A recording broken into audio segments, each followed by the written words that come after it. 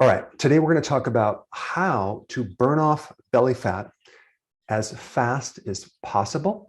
And this video is for beginners. And I'm going to show you the basics of how to do it, but there's some very important details that you need to know. There's actually 5 vital and practical tips that you don't really find in books.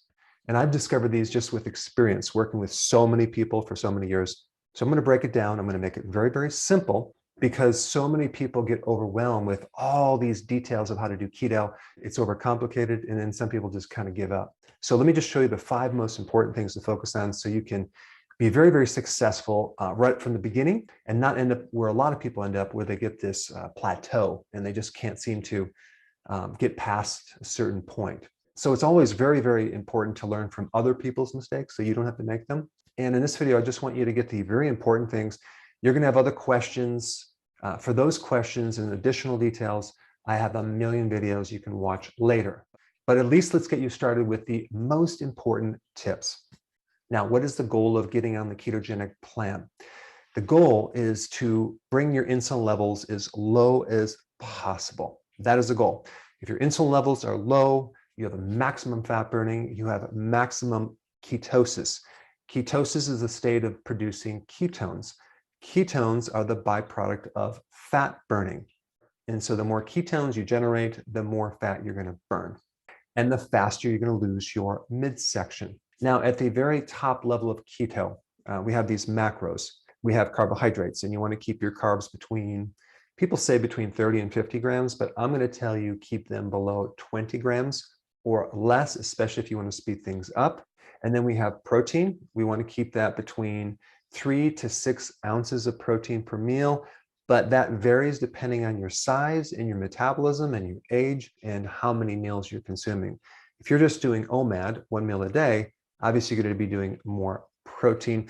If you're a bodybuilder, if you're exercising a lot, you're going to need a little bit more. But for the average person, just consume the amount of protein per meal the size of the palm of your hand. Okay, that's it. I just want to keep it really, really simple. Now, as far as fat goes, you're going to be consuming 75% of your calories of fat. Now, what does that mean, 75% of your calories? How much is that in grams or ounces? So for this video, I'm not going to get into the complexities of measuring different grams to get your macros. So when I explain the tips, you'll understand how much fat you'll need. All right, tip number 1, instead of counting your grams of carbs, it's going to be much easier to consume certain carbs that you don't have to count, okay? And I'm talking about leafy green vegetables, salads. Because this is mostly fiber and the insulin response is almost 0, because fiber is the only carbohydrate that does not affect insulin. So when we're talking about salad, we don't have to be counting carbohydrates. In fact, I want you to consume a larger amount of salad. I want you to consume at least 7 cups of salad per day. It's not hard to do that. And one little tip on this point with salad to make it easier to consume is we use a salad cutter. So we actually cut the salad down. So we have this bowl of salad, and then we cut it down, and it just makes it even smaller and it's easier to consume. So instead of trying to be overwhelmed with all these carbs, just use vegetable carbohydrates, okay, like salad, and don't even worry about counting your carbs. And you can put other things on it as well, like feta cheese. Definitely put the olive oil or vinaigrette, and just make sure your salad dressing has, like, I don't know, 1 or less carbs, okay? There are so many salad dressings that are out now that are virtually carb-free, but there's so many other salad dressings that are just loaded with sugar, and that could be a hidden problem. Now, why do we want to consume all this salad? Well, keto is all about being low carb, right? Keto doesn't emphasize adding more nutrients. The type of keto that I always recommend is the healthy version of ketosis. So we're not only reducing insulin, we're enhancing nutrients so you can actually be healthier at the end of the day. There's huge benefits of lowering your carb, but there's also huge benefits of having nutrient-dense foods. And the thing that salad has is it has a lot of potassium, it has a lot of magnesium, and it has a lot of vitamin C, in addition to other vitamins like vitamin K1 and folic acid. And it has a lot of phytonutrients, which are those things that go way beyond just the normal vitamins and minerals and trace minerals. But consuming this large amount of salad on a keto plan will give you these nutrients to prevent keto cramps in your calves. It can help prevent keto fatigue, keto flu, and it'll improve a condition called insulin resistance. So it'll help lower insulin even more, and it'll even give you energy. Now, as a side note, additional tip, I always recommend to do your salad first. If you do your salad first, you'll definitely not overeat your protein. If you eat your protein first and then your salad, I find a lot of people can't seem to consume that much salad after they eat the protein.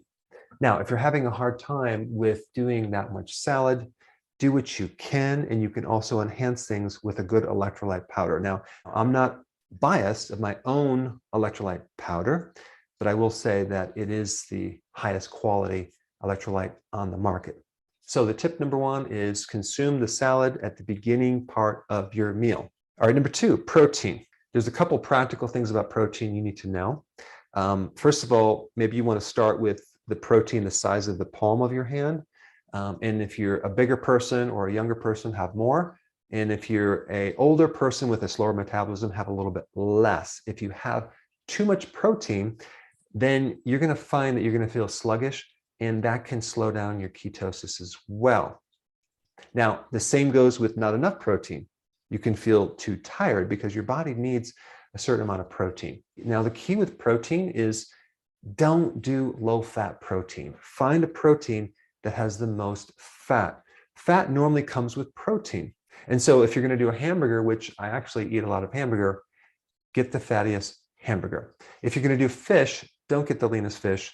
Do the salmon or even sardines. Both of them are high in fat, and that's going to be much better than the lean protein. If you're going to do chicken, don't just do the skinless chicken breasts. Do the parts of the chicken that have the skin and the fat. Now, why is that? Because when you consume lean protein, you stimulate insulin a little bit more than if it was fattier protein. In fact, the thing that stimulates insulin at a very high level is whey protein, because there's hardly any fat in whey. And that's the type of protein that I would not recommend. But the point is, try to get protein that comes with more fat. Pork has a lot more fat than other types of meat. If you do steak, try to eat the fat that normally comes with the steak. All right, that's tip number two. Now, tip number three is about fat. Now, if you're new to keto and you're just starting out, it's very important to increase the amount of fat at each meal. So that could be consuming more nuts. I like pecans, but you can do other types of nuts as well. You can do macadamia nuts. You have olives, avocado. You have more olive oil on your salad.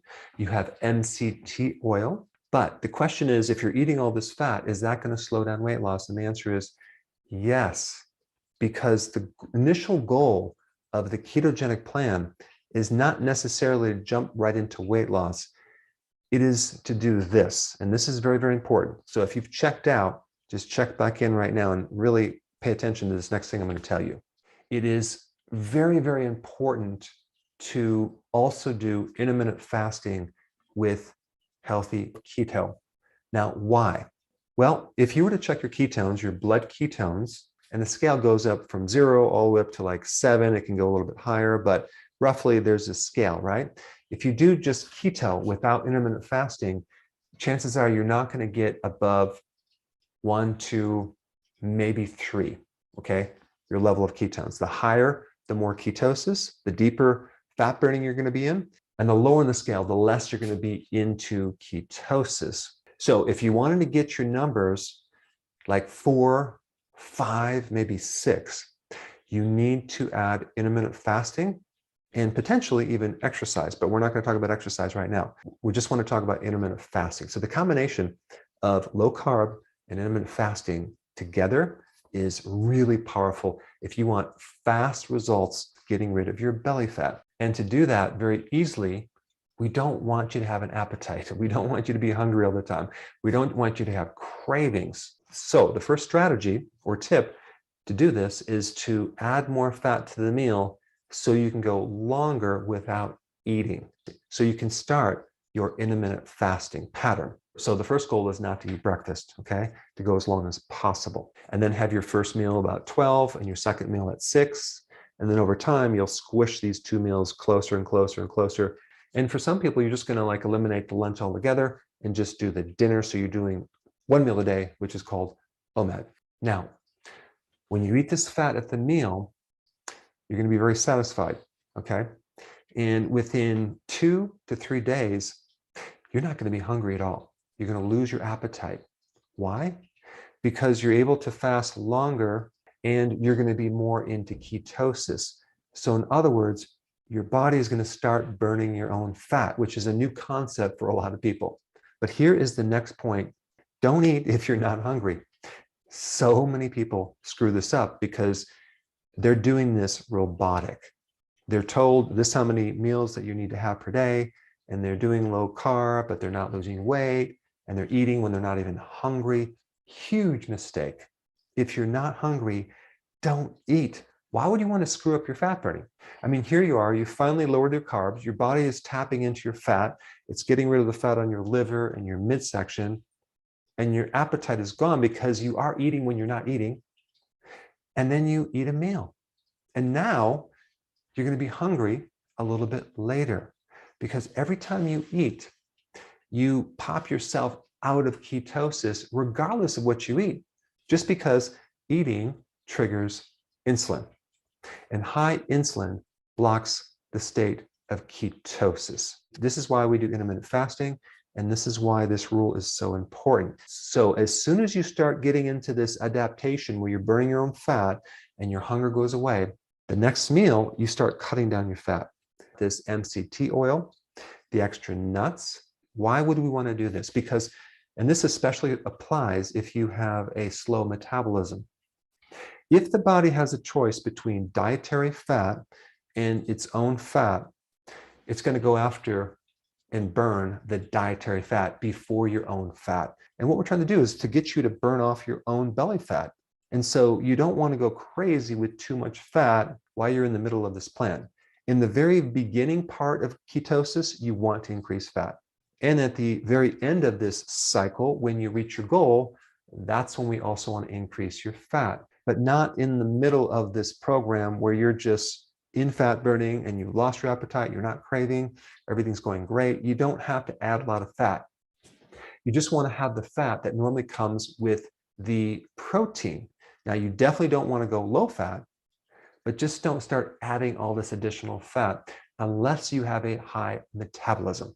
When you're doing intermittent fasting, when you're doing ketosis, it's very important to include all the nutrients that you need to prevent nutritional deficiencies because you're no longer going to be doing 3 meals and snacks. And so if you're going to do 2 meals or 1 meal, it's a little more difficult to get your nutrients. And the fact that you're in ketosis means that you're going to be burning up different nutrients. The requirements of certain nutrients are going to be higher than they were before. So you're going to need more B vitamins, more electrolytes. One of the good sources of the B vitamins is nutritional yeast. And I'm not telling you, you need to consume my nutritional yeast. You can do any type of nutritional yeast. Just make sure it's not fortified with synthetic vitamins. But the B vitamins are very, very important.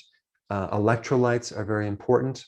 And sea salt is very, very important. If you're not consuming extra sea salt, what's going to happen is you're going to feel weak. Make mental note of that and start adding more sea salt to your diet. Now, if you're consuming a large salad at that meal, the need for electrolytes will not be as great because you're going to be getting potassium and magnesium and other minerals as well. All right, number 5, we want to make this a lifestyle change. We want this to be enjoyable. The fact that your cognitive function is going to improve, your energy is going to improve, your mood is going to improve, and your belly is going to shrink is all going to make you happier. You're going to feel better. But a lot of people miss all these kind of pleasure foods. And so there's a couple things that I include after a meal that you might want to also include. And one is a low carb chocolate. You can do Lily's chocolate. There's a lot of other chocolate products that you can consume that have low carb. But I tend to do a little chocolate after my first meal. not a whole bar. I might have a half a bar, and it's actually quite pleasurable.